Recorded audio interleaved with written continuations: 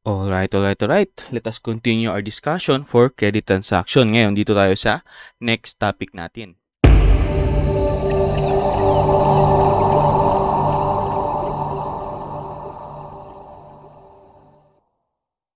So, yung next topic natin for credit transactions is title 15 of the New Civil Code, si guarantee. So, ngayon yung idea of meron naman kayong idea sa guarantee, di ba? It is basically a third person or another person or that is not the creditor, that is not the debtor, that guarantees the obligation of that provides a guarantee to the obligation of the debtor. Yan yung basic idea na meron tayo in regards to guarantee. Ngayon, pag-usapan natin yung further discussion of this topic. So, Chapter 1, Nature and Extent of Guarantee tayo. Article 2047 provides that by guarantee, a person, tawag natin sa kanyang guarantor, binds himself to the creditor to fulfill the obligations of the principal debtor in case the latter, the principal debtor, should fail to do so. Yan, yung magawin kanyang obligation. So, if a person binds himself solidarily with the principal debtor, the provisions of Section 4, Chapter 3, Title 1 of this book shall be observed. In such case, the contract, tatawagin natin siyang suretyship. So, ano ang characteristics na meron sa isang contract, di ba? Sa isang guarantee. First, di ba? It is an accessory obligation. As you have read dyan sa book siya, di ba? Why? Because, alam natin yung accessory obligation, di ba? Parang secondary lang siya ng isang principal obligation. The accessory follows the principal, not the other way around. So, it being an accessory, it is dependent upon the existence of a principal obligation. In this case, di ba? Yung debt. That is the principal obligation. The second one is that it is being a subsidiary, meaning it only takes effect, di ba? Magkakaroon na yan ng effect when the principal debtor fails his obligation. Yan yung sa guarantee. Kasi ganyan naman di ba? Ginagaranti mo na yung debtor makakabayad ng kanyang utang, let's say. So, yung pag-guarantee mo yan, magkakaroon lang ng effect kapag yung debtor hindi nakabayad ng utang because that is the thing that you have guaranteed in the first place that it will happen. Doon ka lang magkakaroon ng liability. So, it is unilateral. Yeah? It is unilateral because it relies only to a duty on the part of the guarantor in relation to the creditor and not the other way around. Kaya siya unilateral. But of course, di ba? Yung guarantor natin, di ba? Pwede niya ring pag example, nakabayad si debtor. Yan yung nakabayad si debtor. Tapos may guarantor tayo. So, si guarantor na yung nagbayad. Wala namang problema kay guarantor kasi pwede niyang habulin, reimburse. Pwede siya maghabol ng reimbursement sa principal debtor. So, yan yung kanyang of course, kasi siya yung nagbayad ng utang niya So, dapat may mabawi rin siya. Diba? That's guarantee And it may be entered into without the intervention of a principal debtor. Pwede kang umepal sa contract na yan. Pwede kang umepal sa contract na yan na kahit na walang consent na binigay si debtor, ikaw, nag-guarantee ka sa pagbayad ng kanyang utang. Sir, bakit ganon? Because in a contract of guarantee, as you have read or will know later, ang nagbe-benefit dyan is not the debtor. It's not the debtor, but rather the creditor because, diba, it is a security to his right to receive payment. Diba? Ganun sa guarantee. Anong magbe-benefit dyan? Si creditor kasi nagkakaroon ng security, nagkakaroon ng assurance na mababayaran siya. Di ba? Kasi walang benefit kay debtor. Isipin nyo, pag si debtor hindi nakabayad, binayaran ni guarantee, pwede siyang habulin ni guarantee for reimbursement. O di ba? So, ang magbe-benefit talaga si creditor. And lastly, guarantor distinct from debtor, etc. Yeah? So, let's go to the classifications of a guarantee. So, marami tayong different kinds dyan. So, if it is a guarantee in the broad sense, meron tayong personal, meron tayong real. Yeah? Sa personal, the property called or guarantee in the strict sense. So, ito yung yung usual na tinatawag nating guarantee. Here, the guarantee is the credit. Diba? Intangible tayo dito. It is the credit given by the person who guarantees the fulfillment of the principal obligation. Yung credit. Yeah? Ito naman pagdating sa real, the guarantee is property, movable man or immovable. So, dyan na, di ba? Sa personal, di ba? Intangible siya, credit. Pagdating sa real, tangible na. Movable or immovable, if immovable, a guarantee sa form of mortgage or anti-crisis, Kung movable, pledge, and chattel mortgage. Malalaman natin yan mamaya kasi later pa yun silang discussion nila. So, as to its origin, meron tayong conventional, legal, and judicial. Conventional, as you know, agreement of parties, legal, imposed by law, judicial, by the courts. As to consideration, gratuitous, walang hiningin kapalit si guarantor. Onerous, merong valuable consideration for his guarantee. As to the person guaranteed, may single tayo, parang kayo, one constituted solely to guarantee or secure performance by the debtor. Pagdating sa double or sub-guarantee, one constituted to secure the fulfillment by the guarantor of a prior guarantee. So, yung guarantee, ginaranti pa siya. That is double or sub-guarantee.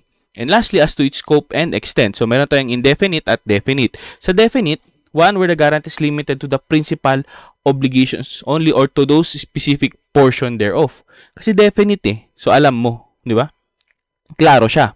Pagdating sa indefinite or sa simple, a guarantee that does not include includes not only the principal obligation but also lahat ng accessories nito na meron. Hindi lang principal obligation.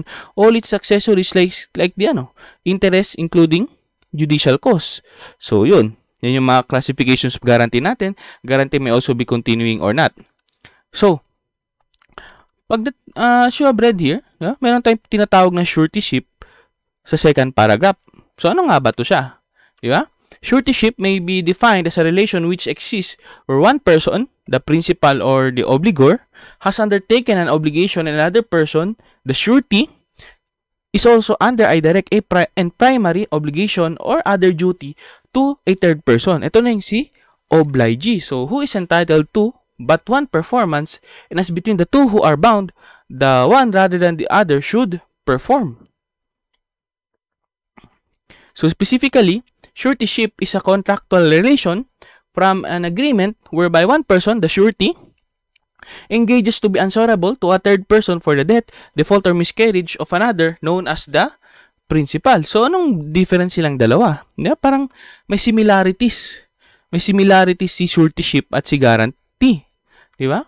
Because each promises to answer for the death, default, or miscarriage of another person, the principal obligation, the principal obligor, the principal debtor. However, in our jurisdiction, may distinction tayo ng suretyship and ng guarantor, ng surety and a guarantor.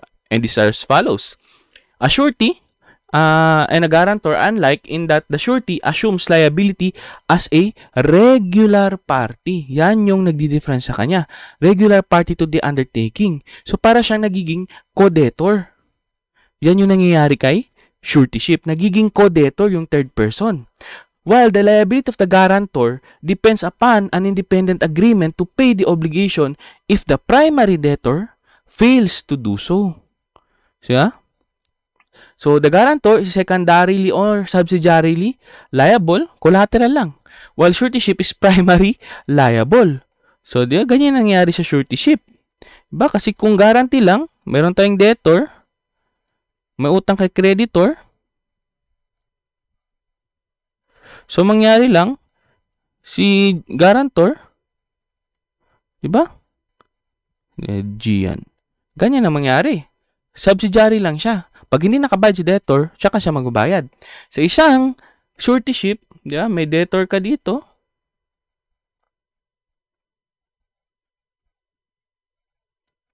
Diba?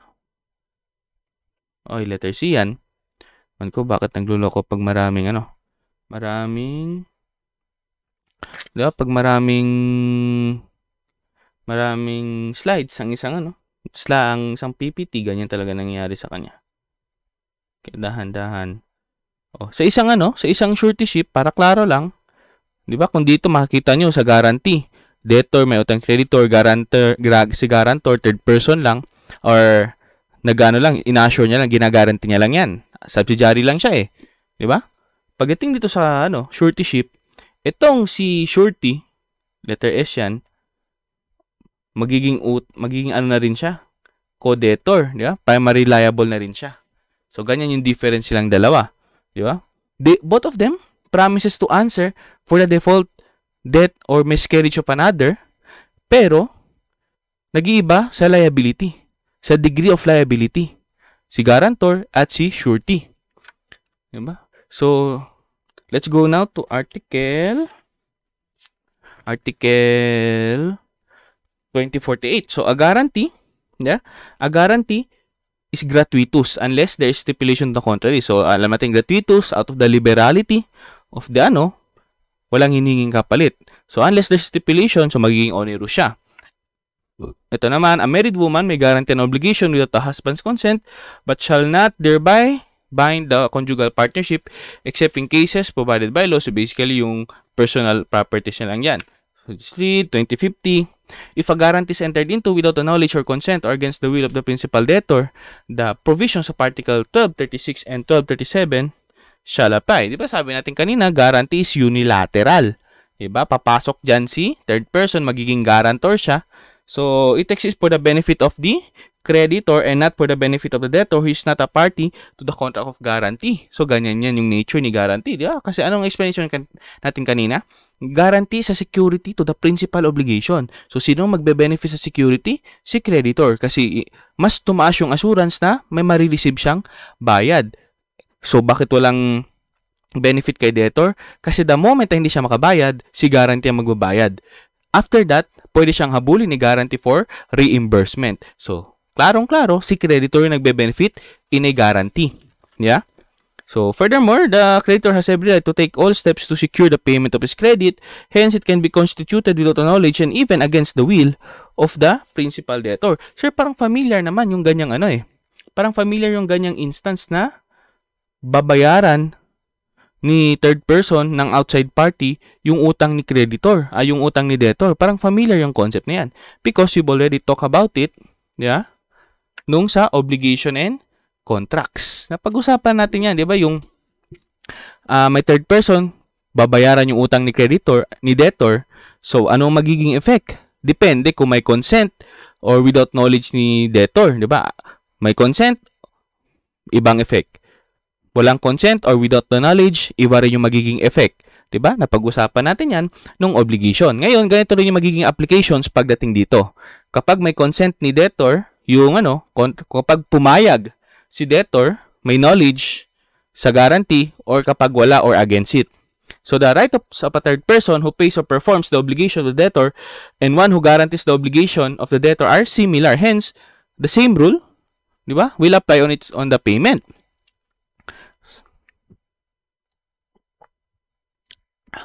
So, una, di ba? A person who pays without the knowledge, di ba klaro dito?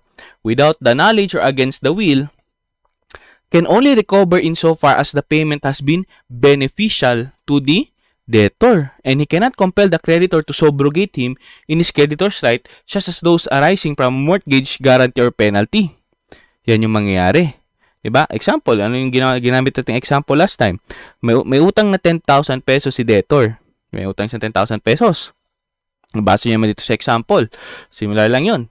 May utang na 10,000 pesos. Yun pala, without the knowledge of the guarantor of the third person, nabayaran na pala yung 5K. So, itong si guarantor, anong ginawa niya? Buong 10K ang binigay niya. Diba? Parang ganun, diba? Buong 10K. So, ano lang yung pwede niyang isingil kay debtor? Kung ano lang yung nag-benefit kay debtor, which is the 5K, the difference. Diba? And he cannot be subrogated to all the rights na meron si creditor over the debtor. Wala without the knowledge or against the will of the debtor. So, ganyan yung mangyayari. Pagdating naman sa instance na kung saan, with the knowledge or consent of the debtor, he is subrogated by virtue thereof to all the rights which the creditor had against the debtor. So, subrogation ang mangyayari. Because with the knowledge pumayag si debtor Diba? Similar sa or ganyan talaga. Now, let's go to 2051. 2051 is a guarantee. A guarantee may be conventional, legal, or judicial, gratuitous or by onerous. It may also be constituted not only in favor of the principal debtor but also in favor of the other guarantor with the latter's consent or without his knowledge or even over his objection. So, yan. So, let's go to 2052. A guarantee cannot exist without a valid obligation. Nevertheless, a guarantee may be constituted to guarantee the performance of a voidable or unenforceable contract. It may also guarantee an natural obligation. Di ba? Anong sabi natin sa voidable contract? Di ba? The accessory follows the principal. So, if the principal obligation is void, wala. Invalid din yung accessory niya. Di ba? As opposed sa sinabi natin last time na kapag yung accessory yung void, valid yung principal, itanggal lang si accessory. Di ba? Because the accessory follows the principal. So in this case, pag void yung obligation, di ba, hindi valid, okay, boom. Ang guarantee, being an accessory obligation, is also void. Di ba? Cannot exist. On the other hand, yung pag voidable yung principal obligation, di ba, valid until annulled, di ba, pwedeng i-ratify, unenforceable, di ba? Hindi naman siya void. Di ba? If you can still remember our discussion on defective contracts, may degree yan sila, di ba? Degree of defectivity. Di ba? Habang patas ang the lesser defective, si rescissible. Yeah? The next one is si voidable. The third one would be unenforceable, and yung very defective talaga na hindi inexistent na siya is the void. So in this case, voidable, unenforceable goods lang. Garantiyan siya. Pwede mo constitute yan. And sa natural obligations, pwede rin siya. Let's go to 2053. 2053, a guarantee may also be given as security for future debts, the amount of which is not yet known. There can be no claim against the guarantor until the debt is liquidated. A conditional obligation may also be secured. So, guarantee of future debts and conditional obligations, pwede. Yan ang sinasabi ni 2053. Future debts, even if the amount is not yet known, may be guaranteed, but there can be no claim against the guarantor until the amount of debt is ascertained or fixed and demandable. The reason is that the contract of guarantee is only subsidiary. Diba? Walang problema dyan. So, guarantee of future debt, tapos magiging lang si guarantor, diba? May magiging claim lang sa kanya kapag alam na yung amount. Alam ka namang very, diba? Very ambiguous. So, hindi alam paano babayaran niya kung hindi niya naman alam kung anong kanyang particular obligation. Sa second one, sa conditional, a guarantee may secure all kinds of conditional obligations, maging pure man yan, di ba? Or subject to suspensive or resolutory condition. Anong natin suspensive, di ba? The obligation will only arise upon the happening of the condition. Sa resolutory, the obligation will extinguish upon the happening of the condition. So if the principal obligation is subject to suspensive condition, the guarantor is liable only after the fulfillment of obligation, kasi that's the only time that the obligation will arise, diba? Upon the happening of the condition, kasi nga suspensive siya. And sa resolutory, the happening of the condition extinguishes both the principal obligation and the guarantee. Yeah. So 2054, just did the examples. Ba? Chill naman tong guarantee. So 2054, a guarantor may bind himself for less but not for more than the principal debtor, both as regards the amount and the onerous nature of the condition. Should he have bound himself for more, his obligation shall be reduced to the limits of the debtor. Kasi klaro naman kung ang principal obligation is only 10,000 pesos, huwag kang pabibo guarantor. Huwag mo sabihin na, sige, I will guarantee 15,000 pesos. No, 10 lang. Hindi, kasi sumusunod ka lang naman sa yung principal diba? Ikaw guarantee ka lang naman sa accessory ka lang. Susundin mo yung principal. Huwag kang pabibo, diba? Ganun lang kasimple. Kung 10,000 lang yung utang, yung principal obligation, then up to 10,000 lang. Yeah? Up to 10,000 lang ang magiging guarantee mo. Hindi 15. Pabibo na yon. Ngayon, yung can you guarantee for less? Yes, walang problema. 10,000 yung principal, you only guarantee 5K. Okay, walang problema dyan. So, 2055, a guarantee is not presumed. It must be expressed and cannot extend to more than what is stipulated therein. Yeah? If it be simple or indefinite, it shall compromise not only the principal obligation, but also all its accessories, including the judicial costs, provided with respect to the latter, that the guarantor shall only be liable for those costs incurred after he has been judicially required to pay by the court.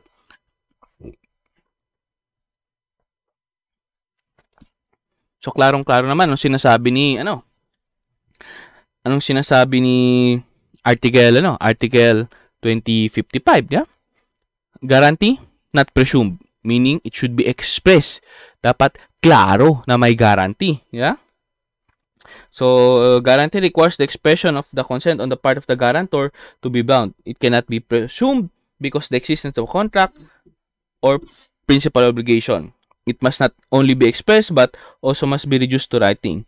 A contract of guarantee falls under the statute of fraud since it is a special promise to answer for the death, default, or miscarriage of another person. Same sa suretyship, di ba? Dapat ano sila? Dapat in writing sila. Statute of frauds, if you can still remember. Di ba? So, bakit ganun? Anong bakit ganun? Ano yung sasabi ko? Nakalimutan ko tuloy. So, saan yun? Now, turn yung page. So, ganun yung sasabi ng contract of guarantee. Ginagaranti mo kasing ano eh. So, it must be simple, definite. Ito, guarantee strictly construed. In as much as guarantee is a special obligation, it has to be strictly interpreted against the creditor in favor of the guarantor and is not to be extended beyond its term or specified limits. Diba? So, basically, ang sasabi yan, kapag nagkakaroon ng interpretation of the contract of guarantee, kung mayroon mga disputes or mga issues, ang mangyayari, it will be seen as in favor of the guarantor, diba? And interpreted against the creditor. Bakit? Kasi ang sabi natin, sino nagbe-benefit sa contract of guarantee? Diba? Para kanino siya? Para kay creditor. So, in that case, tapos liability rin yan in the terms of the guarantor. So, similar sa magiging yan. Pag nagkaroon ng interpretation because of some ambiguity, because of some issues, diba? So, strictly interpreted against the creditor and in favor of the guarantor. So, a guarantor, diba? Liability for obligation stipulated.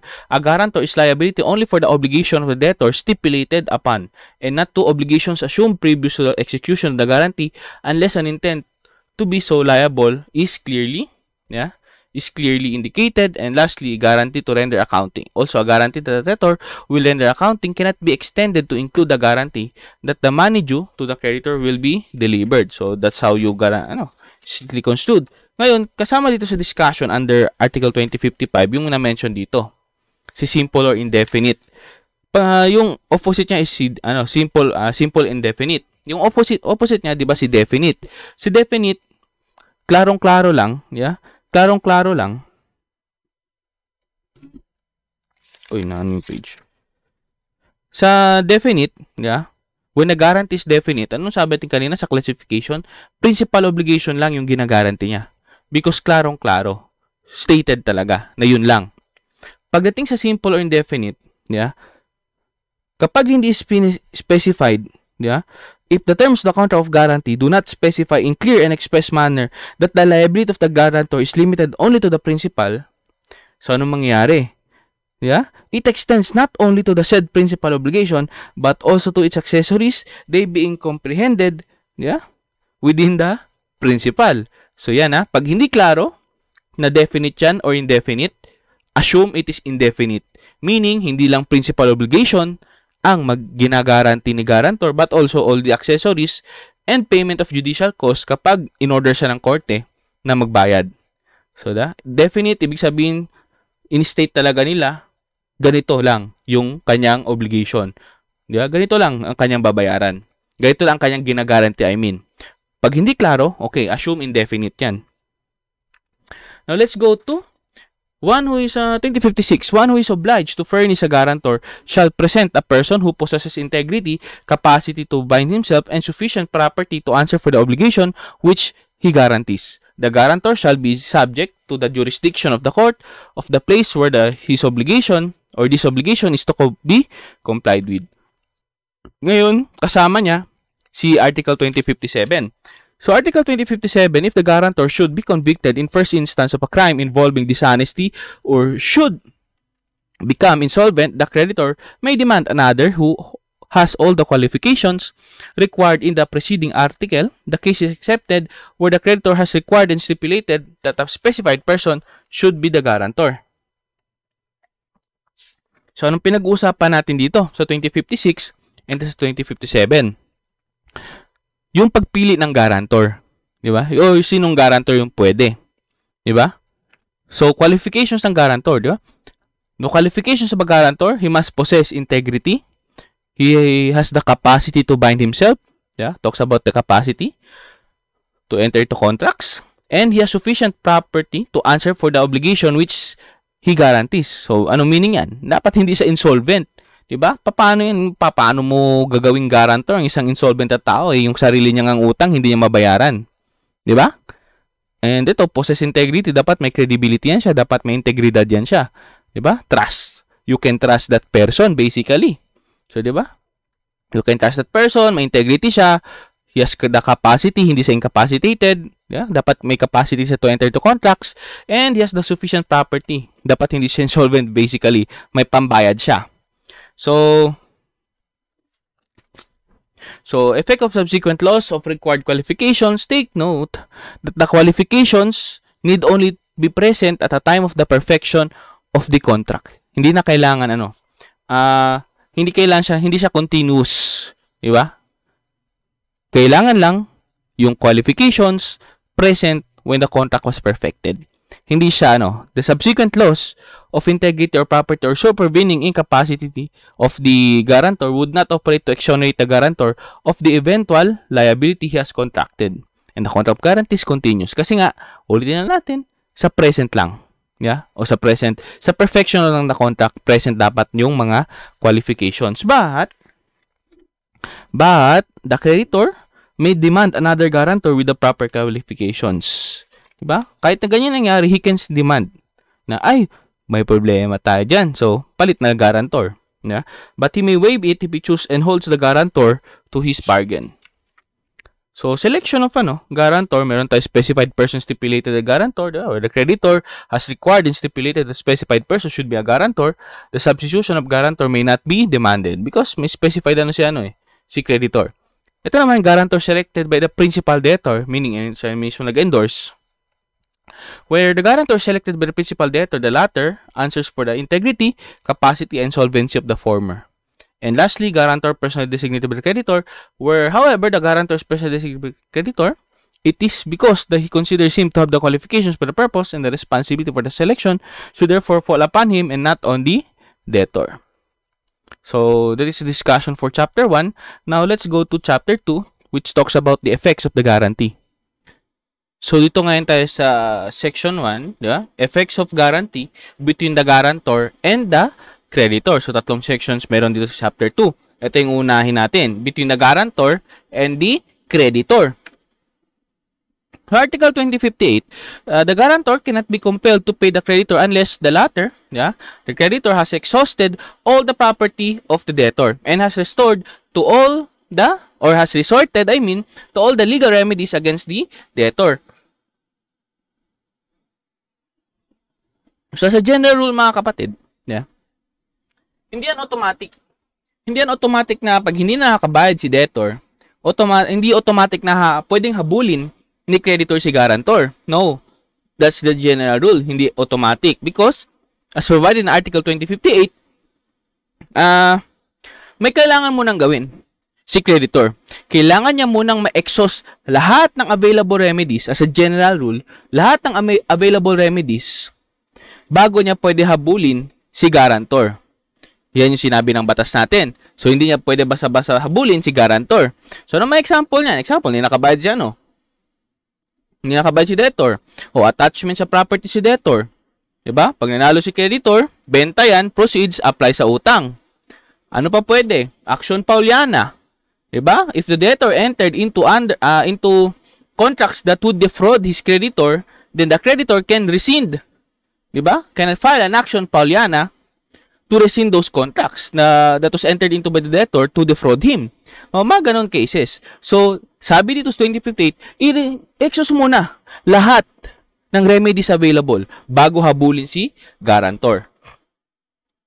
So, the rule contained in the above article arises from the character of the contract of guarantee, which is only accessory and subsidiary.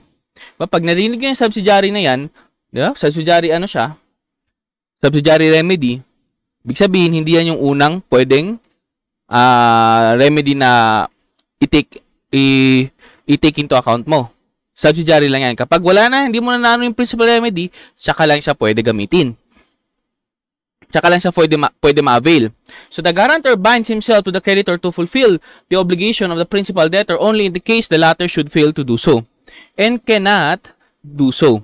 It is the rule that distinguishes guarantee from suretyship. Bakit? Yeah? Balikan yung sinabi natin kanina. Yeah? Sa guarantee, ano ka lang dyan? Accessory, subsidiary. Kapag hindi na makabayad, kapag wala ng ability makabayad si debtor, tsaka lang magbabayad si guarantor.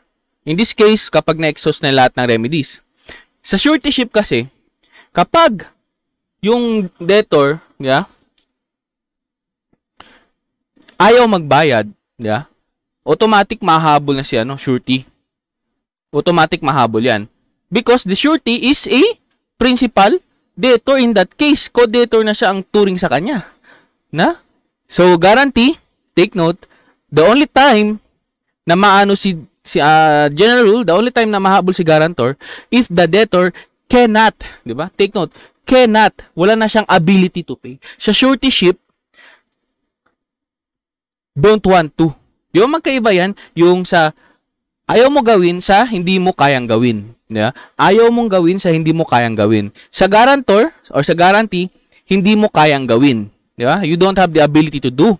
Sa suretyship, kahit na ayaw lang gawin, ayaw lang magbayad ng debtor, pwede na mahabol sa surety. Yeah? Na surety parang shorty.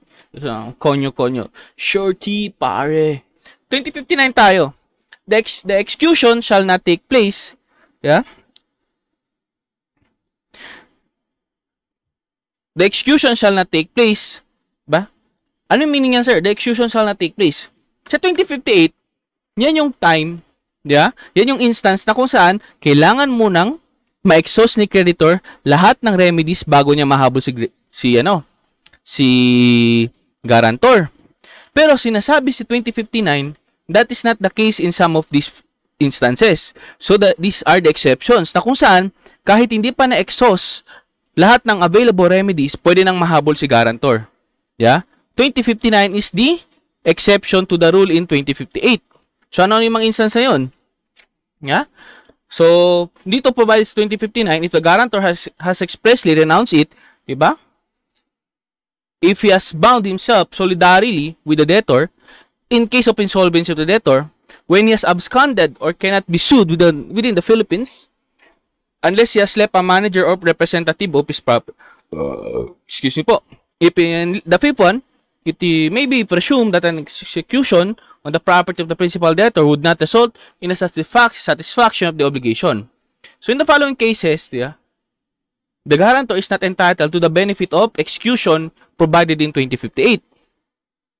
So, ano yung mga exceptions na yun? Hindi lang yung sa Article 2059. Yeah? Unang exception, provided in Article 2059. Second is he does not comply with what is stated in Article 2060. Third is if he's a judicial bondsman and sub-surety. Sa Article 2084 natin yung pag-usapan, I believe this is Chapter 4. And the fourth one, where a pledge or mortgage has been given by him as special security. Take note, guarantee without any such pledge or mortgage are covered or governed by Title 15, itong pinag-usapan natin of the Civil Code. Whereas yung mga pledges na, yung may mortgage na, yung may mga properties na mga real, di ba? Real guarantee na tawag natin doon. Sa ano yun? Title 17 pa. Yung pinag-usapan natin dito sa Title 15 is personal guarantee. Yung credit lang. Yung credit lang. Kasi dito, pag may property na yan, yeah, Title 17 na yan, which will be discussed later on. And lastly, if he fails to interpose it as a defense before a judgment is rendered against him. Ano meaning yan? Yeah? Kinasuhan siya, nag-file ng civil case, si creditor against him, against the guarantor. Ngayon, para ma-avail niya yung execution, sabi niya, uy, 2058 muna tayo mga kapatid. Na-exhaust mo na ba lahat ng available remedies? Hindi pa? Okay, hindi mo pa pwede habulin. That's yung sasabing interpose. Ipipresent mo yung defense na yan, yung execution na yan, yung 2058. Yeah? Kapag hindi mo yan in-interpose, di ba, kinasuhan ka na ni creditor to collect, hindi mo in-interpose yung 2058. Aba, Diyos ko, mahabol ka. So, di ba, pag guarantor ka, kinasuhan ka, sabi mo muna, 2058 tayo. Di ba? Exhaust muna all the available remedies, creditor, bago mo ko habulin. Yeah? So, those are the exception to the benefit of execution provided by 2058. Yeah? General rule, ulit, hindi pwedeng mahabol si guarantor unless the creditor was able to exhaust all the properties debtor and has resorted to all the legal remedies available. Kapag na yan, hindi pa rin sapat sa principal obligation, then tsaka lang pwedeng mahabol ni creditor si guarantor. And yung exception dyan, nasa 2059 and this one. Ito yung mga exceptions. So, yung mga exceptions provided under 2059, di ba? Si right to waive, di ba? Because yung mga rights, kapatid, pwede ang ma-waive. May mga rights na pwede mong i-waive. May mga rights na hindi mo pwedeng i-waive. Because it is against public policy, it is against morals, against lamok pops. Mga rights na hindi mo pwedeng i-waive.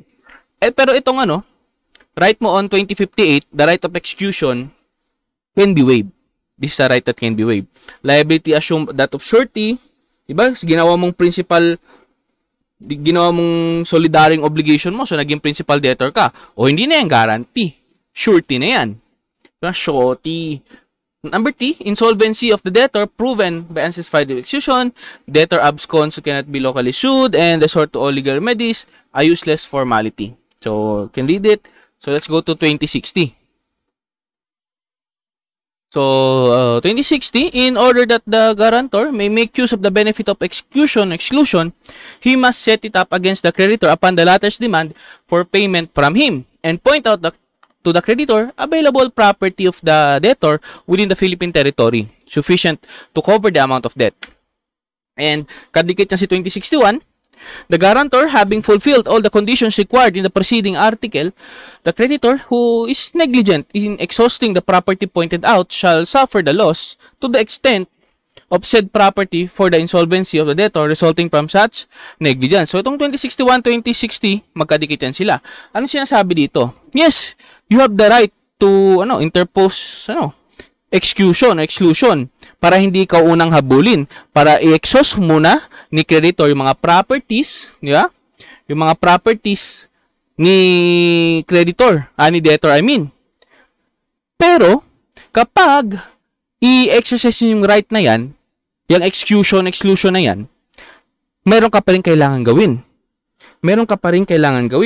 You must point out to the creditor available property, those are not in litigation or encumbered, of the debtor within the Philippines. As the one interested in the benefit of execution, he should facilitate its realization.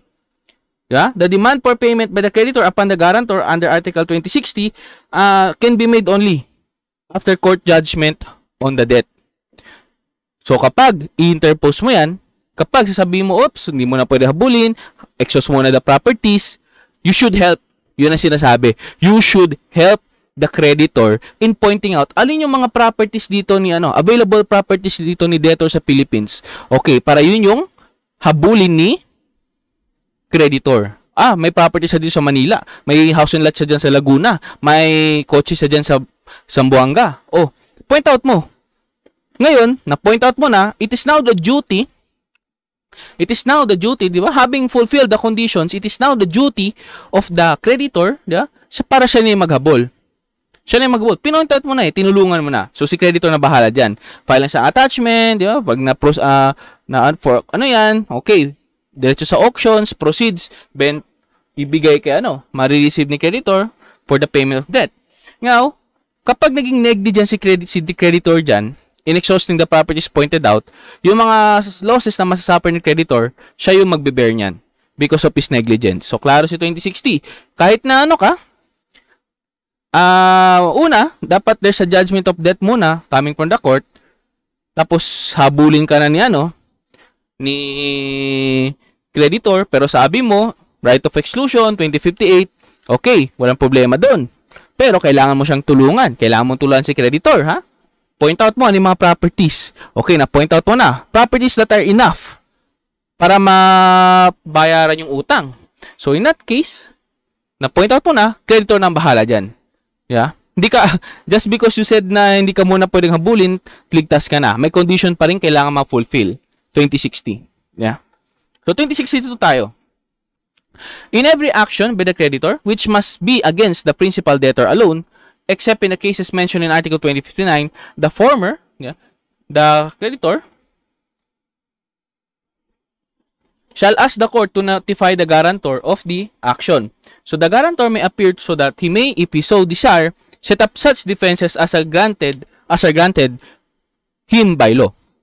So the benefit of execution, mentioned in Article 2058 shall always be unimpaired, even if judgment should be rendered against the principal debtor and the guarantor in case of appearance by the latter. So you can always So anong procedure dyan when pag nag-file ng kaso si creditor? Provided naman dito, sent against the principal. So the creditor must sue the principal alone. The guarantor cannot be sued with his principal, much less alone, except in the cases mentioned in Article 2059. Diba? Ito yun.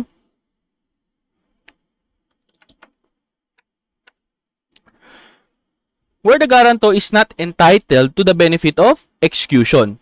As a rule, the creditor may hold the guarantor only after the judgment has been rendered or has been obtained against the principal debtor and the principal debtor is unable to pay. Diba? Wala na siyang enough properties, gano'n, para ma-satisfy yung debt, diba? Mga gano'n. Ngayon, notice to guarantor of the action. Now, the guarantor, however, must be notified so that he may appear if he so desires and set up defenses he may want to offer. So, if the guarantor appears, he's still given the benefit of exhaustion, even if such judgment should be rendered against him and the principal debtor. His voluntary appearance does not constitute a renunciation of his right to execution. Kahit nga may judgment against them, you still have the right of execution as long as hindi siya napasok sa exceptions.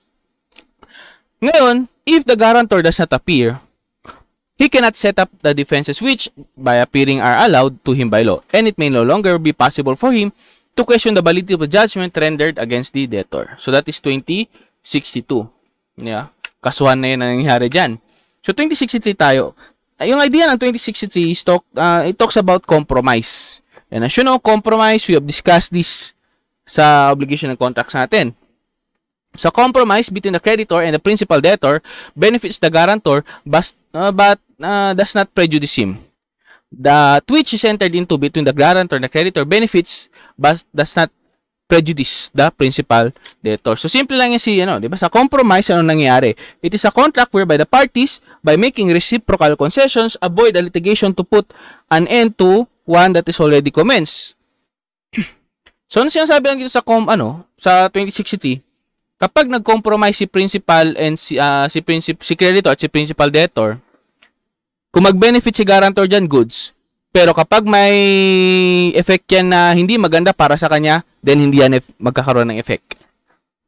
On the other hand, kapag si guarantor naman and si creditor ay nag-compromise, mababasa yung sa examples dito.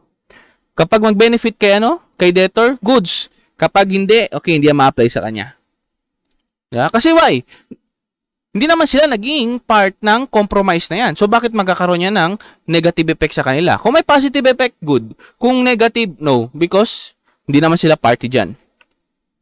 2064, the guarantor of a guarantor, ito yung sub-guarantee natin, di ba? Shall enjoy the benefit of execution both with respect to the guarantor and the principal debtor. Di ba? May guarantee, tapos ginarantii mo yung guarantee. Yan yun. So, 2065, should there be several guarantors of only one debtor and for the same debt, the obligation to answer for the same is divided among all. The creditor cannot claim from the guarantors except the shares which they are respectively bound to pay unless solidarity has been expressly stipulated. Excuse me po. So, the benefit of division against the co-guarantor ceases in the same cases and for the same reason as the benefit of execution against the principal debtor. So, benefit of division among several guarantors, diba? One debt, tawag ito? One debt, one debtor, pero mayroong several guarantors. Diba? So, in whose favor applicable to.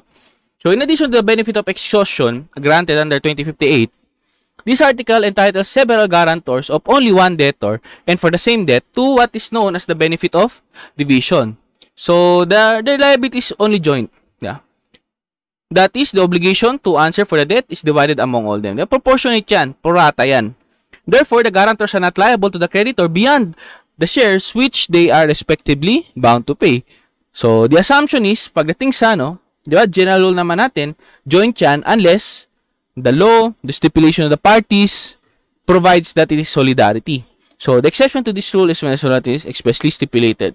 So, yun. Ngayon, let's go to Section 2. Section 2 talks about the effects of guarantee between the debtor and the guarantor. So, debtor-guarantor tayo ito. Kasi kanina, creditor-guarantor. Dito, debtor and guarantor na. So, 2066,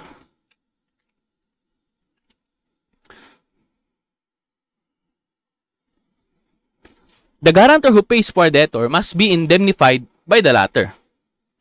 Now, the indemnity consists of the following: total amount of debt, the legal interest thereon from the time the payment was made known to the debtor, even though it did not earn interest for the creditor, the expenses incurred by the guarantor after having notified the debtor that payment had been demanded for him, and damages if they are due. So, anong sinasabi ito sa 2066? Ito yung sinasabi natin kanina. Yeah? Si debtor, hindi na bayaran. Exhausted na lahat na exhaust, guarantor na nagbayad. Ngayon, si guarantor, pwede niyang habulin for the reimbursement si debtor. Di ba? Pwede yun. Provided naman ng batas. In this case, ito yung pwede niyang indemnity. Ito yung pwede niyang ma-reimburse galing kay, di ba? Galing kay debtor. Total amount of debt, legal interest, expenses, etc., etc. Now, take note, di ba? Take note, meron tayo kanina sinabi na may mga guarantee na nangyayari kahit na walang consent or without the knowledge or against the will of a debtor. So in that case, as we have said, yung i-reimburse lang ni debtor kay guarantor is only to the amount or to the extent na kung ano ang nag-benefit sa kanya. So take note of that, di ba? Of that rule.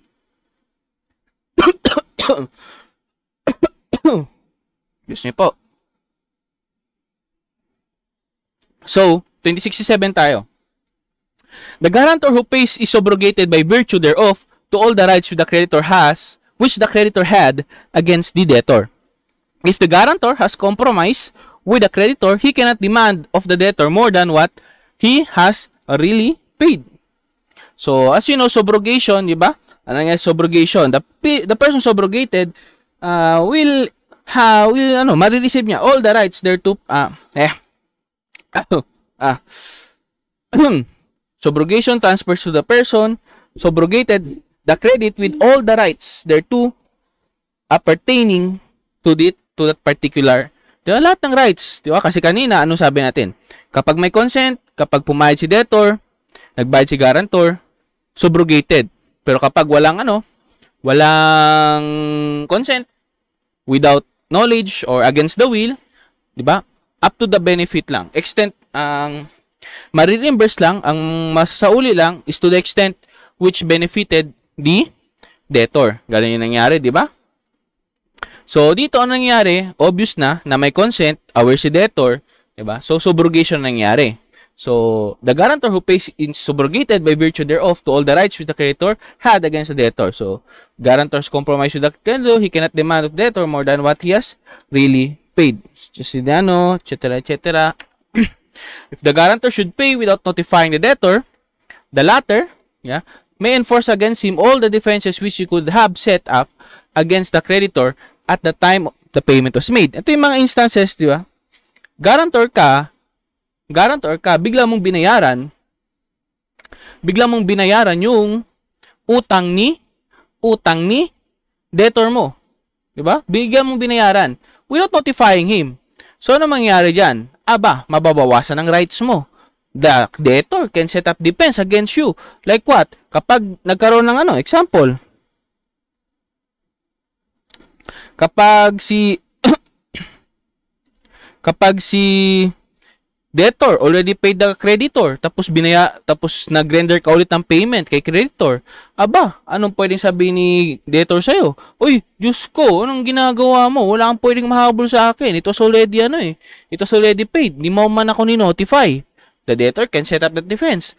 Or, partial payment lang on the part nagbayad ka. Nagbayad si debtor of a 10K debt. 5K na yung binayaran niya. Tapos ikaw, without notifying the debtor, binayaran mo yung buong 10K. Hindi mo alam na 5K na pala yung nabayaran ni debtor. So in that case, similar din. Up to the extent of the benefit, the debtor can say, oy, wait lang. 5K lang binayaran ko. 5K lang maano dyan. Di ba ganon? Because you, the guarantor, did not notify the debtor. So, the debtor can now set up defenses against you. Di ba? Hindi mo na-notify eh. Negligent ka on your part. Kasalanan mo yan. Ganun yan kasimple.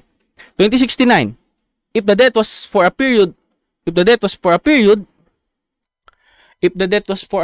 the guarantor paid it before it became due, he cannot demand reimbursement of the debtor until the expiration of the period unless the payment has been ratified by the debtor. So, klarong-klaro dito, hindi pa dumating yung period, so there's no right yet, or hindi ka pa obliged to pay. The obligation still not the debtor is not yet obliged to pay. Pero bakit ka nagbayad agad-agad? Hindi pa nga dumating yung period eh. So in that case, nagbayad ka agad, di pa dumating yung period, kasalanan mo yan.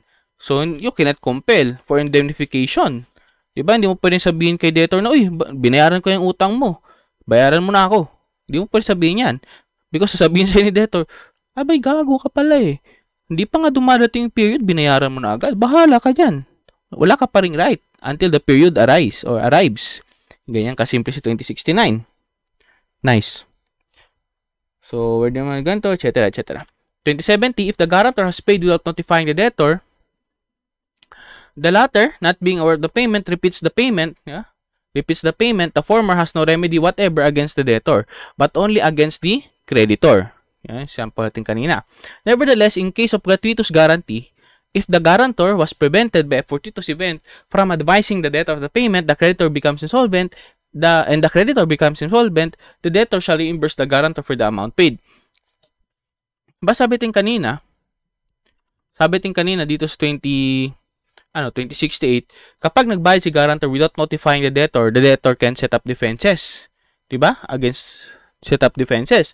Like for example, yung sabi tin kanina, nagbayad ng full si debtor. Without notifying the debtor, may ginawa si guarantor, binayaran niya rin in full. So, nagkaroon ng second payment. In that case, pwede sabihin ni debtor na, uy, hindi pwede, binayaran ko ng buong yan, kasalanan mo, hindi mo ko na-notify, I can set up this defense against you. So, ang pwede mo na lang gawin guarantor is pawiin yan kay creditor. Yan sinasabi sa 2068. So, dito tayo sa 2070. Yeah? Similar yung sinasabi dito sa first sentence. Ang pwedeng habulin ni guarantor dyan, yeah, sa repayment na yan, is pwede niyang bawiin niya yung creditor. On what basis? Solutio indebiti. Yeah? If you don't have the right to receive that, then you are obliged to return it. Ganyan si solutio indebiti. However, the law provides that may exception tayo. Basahin natin to. Before the guarantor pays the creditor, he must first notify the debtor. As provided in 2068. Yeah?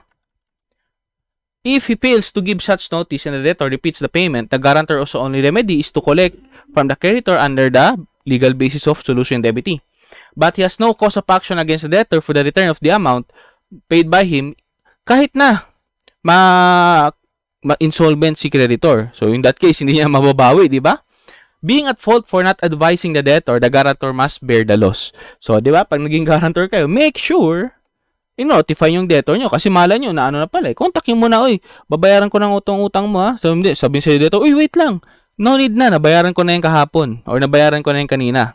Okay ha? So, notify. Be responsible. Ngayon, may exception tayo. As provided in the second part of 2070. The guarantor may still claim reimbursement from the debtor in spite of lack of notice if the following conditions are present. So, may requisite yan. The creditor becomes insolvent, kaya yun yung sasabi dito. The guarantor was prevented by fortuitous event to advise the debtor of the payment. Like for example, nawala ng signal. Yeah? O paano mo yun siya? Mano-notify. And lastly, the guarantee must be gratuitous. Walang bayad, walang compensation, walang kapalit. So, in a gratuitous guarantee kasi, the guarantor receives nothing. And it would be unfair to deny him the right to recover from the principal debtor. If the creditor is solvent, the guarantor must still recover from him. Ganyan kasimple. So, 2071 tayo. 2071, the guarantor, even before having paid, may proceed against the principal debtor. Against the principal debtor. Na take note ha, itong 2066, ito, mangyayari to after payment by the guarantor. Diba? After payment to, kaya indemnification.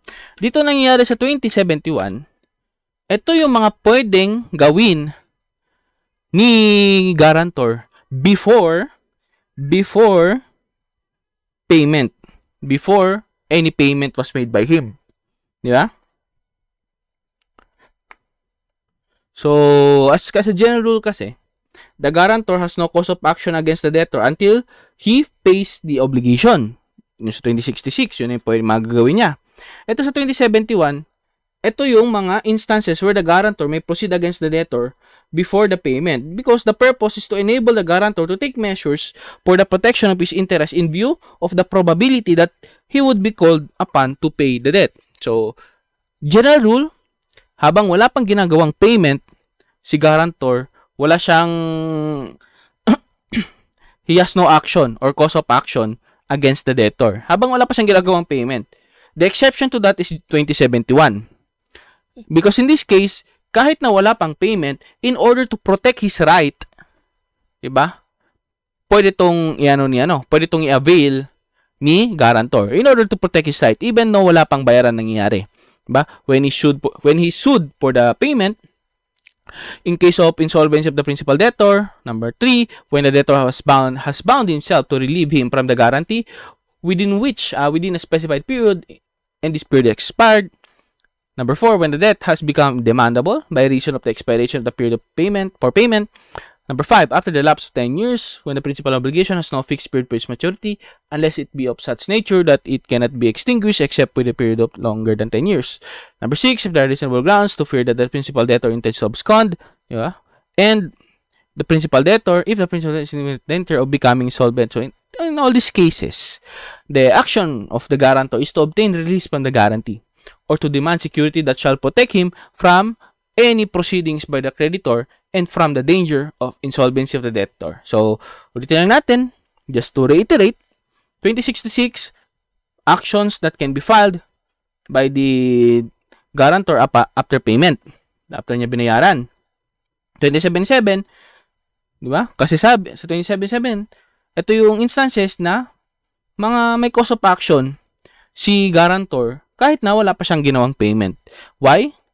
Because this exception is for the protection of his right. 2072. If one, at the request of another, becomes a guarantor for the debt of a third person who is not present, the guarantor who satisfied the debt may sue either the person so requesting or the debtor for reimbursement. So, kasimple, 2072. Ngayon, let's go to section 3, Section 3 now talks about effects of guarantee between co-guarantors. Diba sabi natin kanina, diba? Pwedeng maging may multiplicity of guarantors ng isang debt. Walang problema doon. It is allowed by law naman. So, ngayon, because of that, anong magiging effects of the guarantee between the co-guarantors? So, simple lang yan. Simple lang to si section 3 natin. When there are two or more guarantors of the same debtor and for the same debt, the one among them who has paid may demand for each of the each of the others the share which is proportionately owing from him. Because joint naman sila eh. If any of the guarantors should be insolvent, his share shall be borne by the others including the payer in the same proportion. Yeah? So kung 1/3 dyan sila, ano mangyayari? Pag yung isa hindi nakabayad, tatlo sila, yung isa hindi na makabayad, so instead of 1/3, magiging 1/2 na yun sila. The provisions of this article shall not be applicable unless the payment has been made by virtue of a judicial demand or unless the principal debtor is insolvent. Simple, in case of the preceding article, the co-guarantors may set up against the one who paid the same defenses which would have pertained to the principal debtor against the creditor and which are not purely personal debtor. Very minor naman to section 3. And lastly, a sub-guarantor in case of insolvency of the guarantor for whom he bounds himself is responsible to the co-guarantors in the same terms as the guarantor. Why? Because anong ginagawa sa isang sub-guarantee? You are guaranteeing the guarantee. Diba? Ginagaranti ang isang guarantee. So in that case, kapag yung guarantee na yon hindi na makaano, then yung sub-guarantee niya will replace him. Ganun kasimple. Ginaranti pa the first place eh. So that is a discussion under Chapter 2. Let us now proceed to Chapter 3. The extinguishment of the guarantee. Diba? The extinguishment. Kailan siya mag-end? We will discuss this in Chapter 3.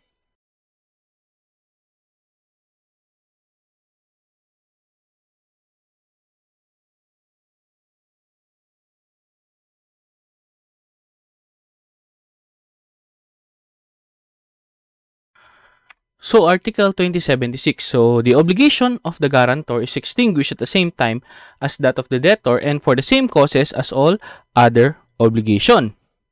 So, the cause guarantee, as you know, being an accessory and a subsidiary obligation, is also terminated when the principal obligation itself is extinguished because, ulitin natin, paulit-ulit ito narinig, the accessory follows the principal. So, kapag yung principal obligation extinguished, kebs na sasama ang accessory niya.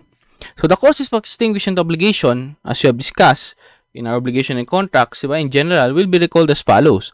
Payment of performance, loss of the thing due, condonation or remission of debt, confusion or merge of the rights of the creditor and debtor, compensation and novation. Other causes na pwede mangyari for the extinguishing the obligation, yung annulment, rescission, fulfillment of resolutory condition, and prescription. Bakit? Ano yung prescription ulit? Due to the passage of time, you will either gain a right or interest or you will lose it. Kaya yung idea ng prescription. So the guarantee itself may be directly extinguished although the principal obligation still remains such as in the case of the release of the guarantor made by the creditor. So ulitin natin, principal obligation extinguished kasama ang accessory. Accessory obligation, kapag yun na extinguish, hindi masasama ang principal.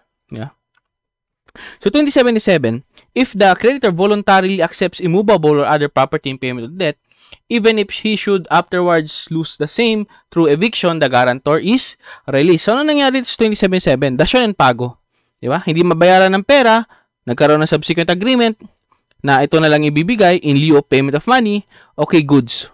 Dasyon and pago yun, diba? Or dasyon and payment. Ngayon, if ever, diba? Yun pala, yung binigay na pambayad ni debtor sa dasyon and pago is not may controversy na inaagaw nila yon. May kaagaw siya doon. So, the moment na evict si creditor, kasi yun pala, may problema pala over the property, the moment na evict si creditor dyan, so nabawi sa kanya, babalik ulit yung obligation. Babalik ulit yung principal obligation.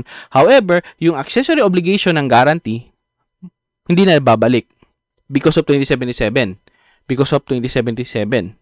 Even if he should afterward lose the same through eviction, the guarantor is still released. Yan yung sabi ng 2077. Now, let's go to 2078. A release made by the creditor in favor of one of the guarantors without the consent of the others benefits all to the extent of the share of the guarantor. As we have previously talked in Chapter 2, diba, yung effects of guarantee between the co-guarantors, yung division, basta na pag-usapan rin Chapter 2, diba, pag nagkaroon ng division of guarantee, meaning multiple guarantors tayo meron dyan, it is beneficial to them. It is beneficial to them kasi proportionate lang yung kanilang liability over that.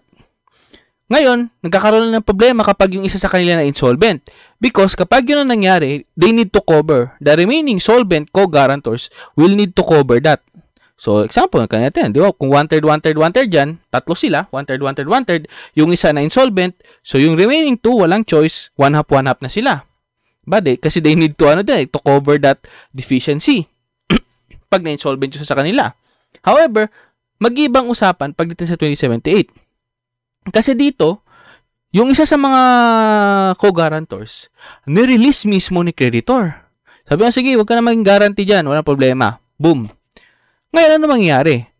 Yung remaining co-guarantors ba? Kailangan ba nilang i-fill up yung nawala? Hindi.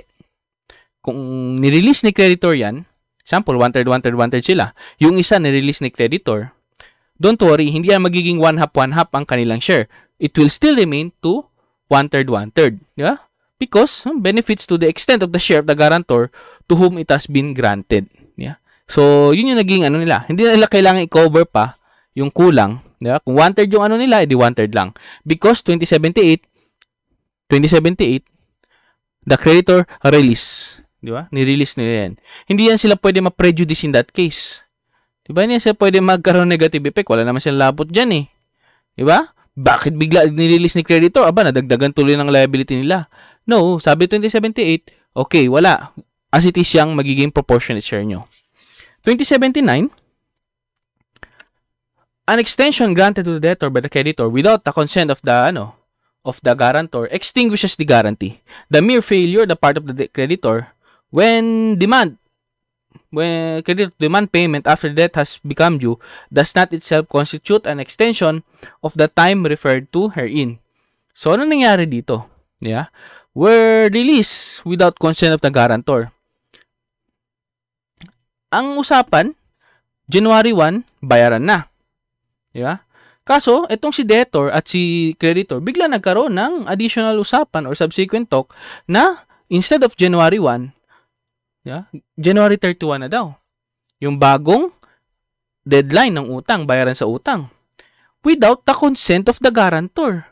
So, ano magiging mangyari dyan? Mangyayari dyan. Sabi ni 2079, January 1 pa lang, boom, extinguish ng guarantee. Kahit na nagkaroon ng bagong extension, kahit na na-extend yan to January 31. Bakit? Because it is without the consent of the guarantor. Yan ang sabi dyan. Kahit na na-extend yan, the contract of guarantee will extinguish at the original date kapag walang consent ni guarantor. Why? The reason for the rule is the necessity of avoiding prejudice to the guarantor. The debtor or the indemnitors may become insolvent during the extension, thus depriving the guarantor of his right to reimbursement. Hindi pwede sabihin yan, di ba? Ang ginaranti niya lang is hanggang January 1. Hindi siya nag-agree hanggang January 31. Hindi niyo siya pwedeng mapilit na hanggang January 31 niya igagaranti yan. Kasi what if, yeah? January 15, nagkaroon ng insolvency si debtor, lugi si guarantor dyan. Hindi na may ginaranti yan eh. January 1 lang, di ba? Yun lang yung extension, yun lang yung date na nag-guarantee siya. Until that date lang. Kaya, meron tayong rule on 2079. Ngayon, additional note tong, number 2, extension must be based on a new agreement. Bakit? So, the extension of that term must be based on some new agreement between the creditor and the principal debtor, by virtue of which the creditor deprived himself of his claim. Hence, the mere failure or neglect on the part of the creditor to enforce payment or to bring an action upon a credit as soon as the same or any part of it matures does not constitute an extension of the term of the obligation, and therefore the liability of the guarantor is not extinguished. Ang sasabi lang dito, January 1 ng collection, pero si creditor hindi niya agad kinolek, hindi agad siya nag-demand, yeah? Mga after 2 months na, anong implication yan? Walang nangyaring extension of term, hence kahit na late nag-collect si creditor, the guarantor is still liable. Because, para magkaroon ng effectivity si 2079, yung extension na nangyari must be based on a new agreement. So, diligence on the part of the creditor to enforce his claim generally not required. So, it is true that if the creditor had done any act whereby the guarantee was impaired in its value or discharge, such an act would have wholly or partially released the guarantor or surety. But it is a recognized doctrine in the matter of suretyship that with respect to the surety, the creditor is under no obligation to display any diligence in the enforcement of his right as a creditor. So let's go to 2080. The guarantors, even though they be solidary, are released from their obligation whenever by some act of the creditor cannot be subrogated on the rights, mortgages, and preference of the latter. So, sasabi sa 2080, yeah? The guarantor who pays is entitled to be subrogated to all the rights of the creditor. If there can be no subrogation because of the fault of the creditor, yeah, when the creditor releases or fails to register a mortgage, the guarantors are thereby released because the same rule applies here to the guarantors, even though the guarantor is solidary. Anong rule yun? The principle of law that the act of one cannot prejudice the other. Bakit? Kasi in that case kasi, di ba? In that case kasi, wala na silang masusubrogate. So, since wala na silang masusubrogate, di ba? Kasi kailangan, pag nagbayad sila, may mahabol silang iba. So, in that case, wala nang na-impair na yung right nila, okay, they will be released. 2080 for the protection of their rights. And lastly, the guarantor may set up against the creditor all the defenses which pertains to the principal debtor and are inherent to in the debt, but not those that are personal to the debtor. So, the defense available to a debt against a guarantor as provided in Article 2068 and those against or available to co-guarantors in 2074. Sa 2081, provides for the defense except those which are purely personal to the debtor that they may be interposed by the guarantor against the creditor. Inasmuch as the guarantor proceeded against, takes the place of the debtor, it would be absurd and unjust to deny him the defense of the latter because the guarantor who is only subsidiary liable would be put in a worse position than the debtor, the one principally liable. So, sasabi lang dito, may mga available remedies na pwedeng gamitin si guarantor na ginagamit ni debtor to defend himself. Pero, exception lang yung mga those very personal to the debtor. Yan ang sasabi 2081. So, now let's go to the last portion na discussion natin is Chapter 4, Legal and Judicial Bonds. So, maikling discussion to. Tingnan sa book nyo, 2 pages lang naman. So, 2082, the bondsman who is to be offered in virtue of a provision of law or judicial order shall have the qualifications prescribed in Article 2056 and in special laws. So, ano ba tong bond? Di ba? Ano to? James Bond? No. When required by law, is commonly understood to mean an undertaking that is sufficiently secured and not cash or currency. Of course, whatever surety bonds are submitted are subject to any objections as to their sufficiency or as to the solvency of the bondsman. May mga certain cases kasi sa natin, sa batas natin na especially if it involves money or other you will need to pay bond. 'Di ba? You will need to pay bond. Bakit? Kasi may mga certain cases kasi, example, natalo ka o de yung pambayad mo dun kukunin sa bond. Kasi ibig sabihin sa guarantee lang na kahit tumakas ka or natalo ka, may pagkukunan pa rin sila ng bayad. Basically, ganun yung idea ng bond eh. Diba? It is a security. Diba? It is security. Kaya ma-search nyo, diba? Nagbayad ng ganito para makapag-file na ng ganito. Diba? Or, tawag dito? Qualifications of personal bondsman. A bondsman is a surety.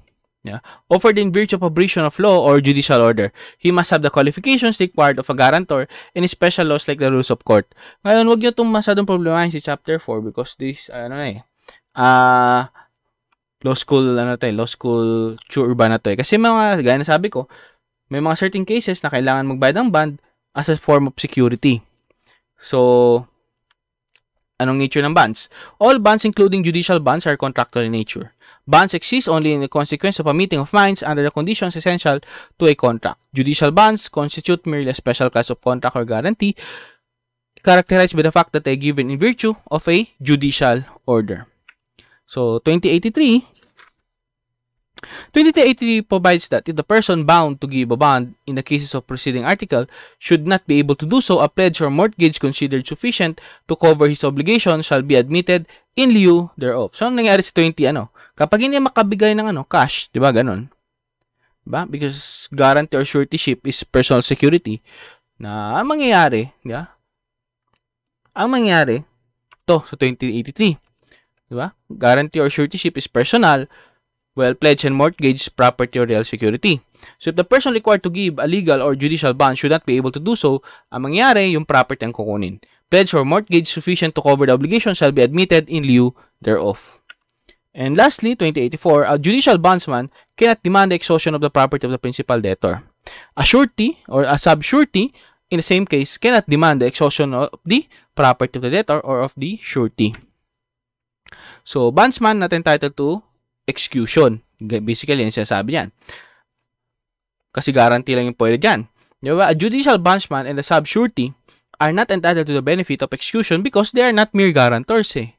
They're not mere guarantors because nagiging principal debtors na rin sila, di ba? But sureties whose liability is primary and solidary. Effects of negligence of creditor. So the contract of suretyship is not that the creditor will see that the principal debtor pays his debt or fulfills his contract, but the surety will see that the debtor pays or performs. Hence, mere negligence of the part of debt creditor in collecting the debt from the debtor will not relieve the surety from liability. So don't mind so much about these provisions sa chapter 4. Because, as I've said, this is very law school in nature na kasi. So, the general idea lang ng bonds ang pinag-usapan dito basically.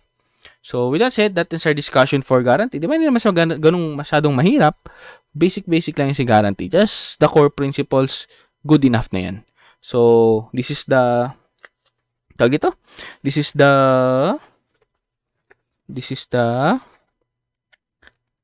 wait lang, check kong book ko. So, yeah. Oo. This is the second to the last discussion on credit transactions. The last one would be posted after the Holy Week. Kasi nga, sabi ko, pag Holy Week, wala tayong gagawin dyan. It is an academic break under all my classes ever since. So, yun. So, next week ko pa yung ipopost after ng Holy Week. So, that's yung ipopost ko next week, or after the Holy Week, I mean, will be the last part of our discussion under credit transactions. Then after that, yung last part natin, or last discussion for the semester, short discussion lang ng bouncing check law. Baka kasi lumalabas yun sa board exam. So with that said, if you have any questions, do not hesitate to chat me sa Teams natin. Okay, bye-bye. Love you.